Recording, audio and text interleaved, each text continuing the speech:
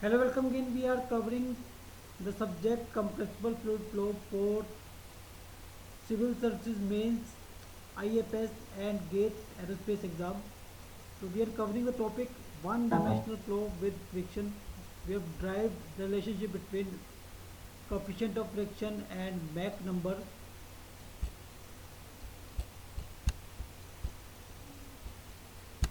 So this was the relationship we have derived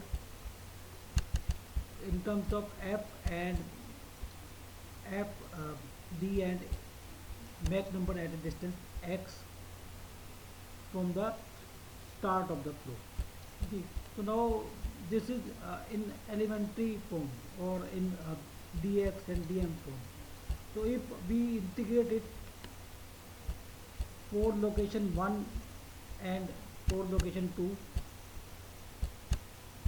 at x1 and x2, then we will get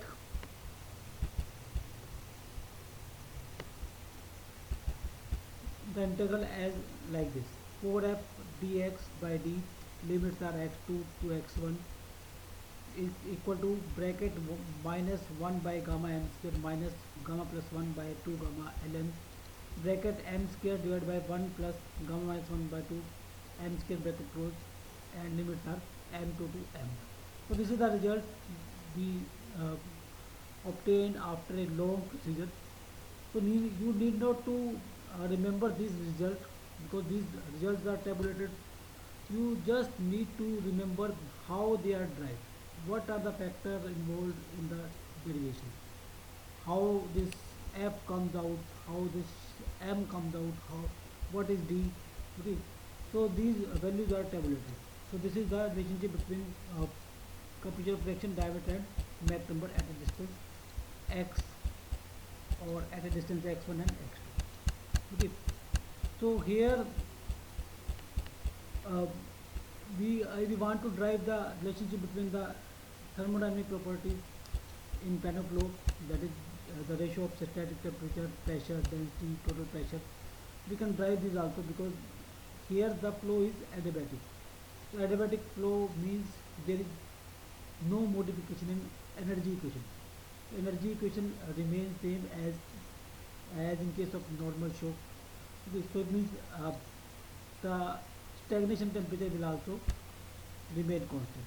So if we want to find out the ratio of T2 by T1 or static temperature ratio, then keeping the stagnation temperature same, we can divide and multiply stagnation temperature. So this will become T naught by T1 and this will become T naught by T2.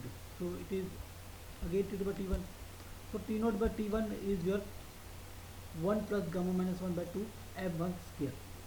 Okay, so if we take LCM, it will be 2 plus gamma minus 1 m1 square whole divided by 2.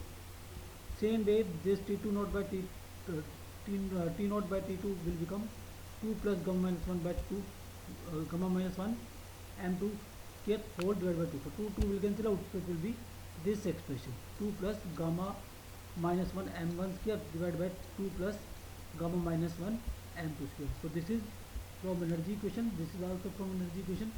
The ratio of T naught by T1 is 1 plus gamma minus 1 by 2 m1 square, and ratio of T2 naught by T2 is 1 plus gamma minus 1 by 2 m2 square, and the ratio will be this. So this is equation number 8.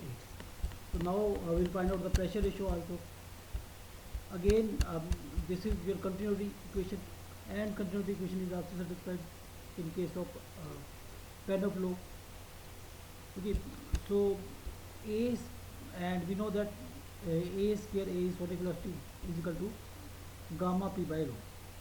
Okay, or we can say as static velocity A1 can be written as A1 square gamma p by rho 1. So here we can put the value of, we can take this rho 1 here. Rho 1 will be here gamma p1 by a1 square. So it will be gamma p1 by a1 square, and u1 is already here. Similarly, here it will be gamma p2 by a2 square, u2 is already here. So now u1 by a1 is your m1. Okay, and u1 by a1 square is m1 by a1. Similarly, U2 by A2 square is M2 by A2. Okay, so this will be M1 by M2, and this temperature ratio, this will be uh, sorry, A2 is gamma R T2 root, so gamma, and A1 is gamma R T1 root, so gamma R will cancel out, so it will be root T2 by T1, A2 by A1. So this is equation number 9. Now we have the value of, or the expression of T2 by T1. From this you can put this, so P2 by P1 will be your M1 by M2 bracket 2 plus gamma minus 1 M1 square divided by 2 by plus gamma minus 1 M2 square whole root. Okay, so now this is your pressure ratio. Now next is density ratio. Density ratio can be derived from the state equation. So rho 2 by rho 1 will be equal to P2 by P1 divided by T2 by T1. So we have P2 by P1, we have T2 by T1, so we can get this expression in terms of Mach number. Next is your stagnation pressure ratio. So that is P02 by P01. So we can divide and multiply it by P2 and P1. So it will be P2 by P02 by P2, and this will be your P01 by P1. And if we take this, if we divide this, so we have to multiply this also. So P2 by P1. So now this is your stagnation property and isentropic relation, and this is also stagnation property and isentropic relation. So this will be T0 by T1,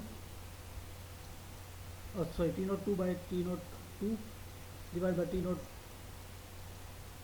1 by T0 T1, therefore gamma by gamma minus 1. And this is again same way like we have tried this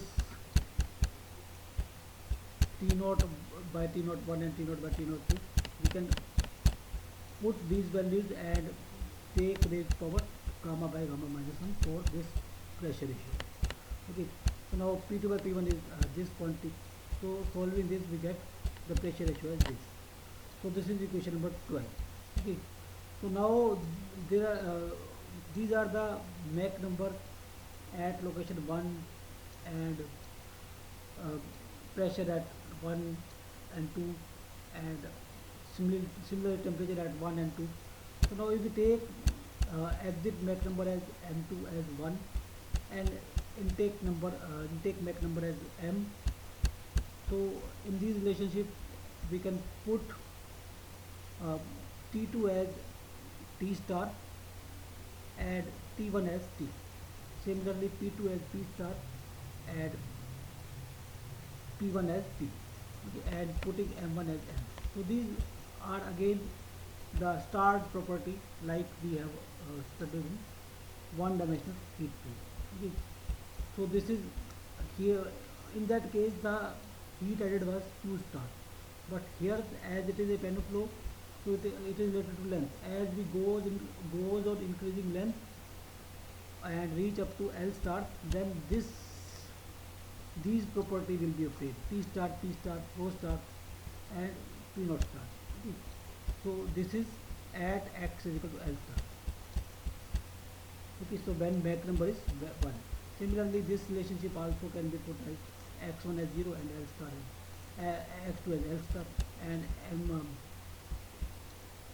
M2 M1 as M2 as 1 and M as M1 as M. So this will be this. So here this is the result, and here F bar is used. So this is your average fraction coefficient, and this is equal to this. Okay. So now these properties are again tabulated, and their tabulation we will discuss in next.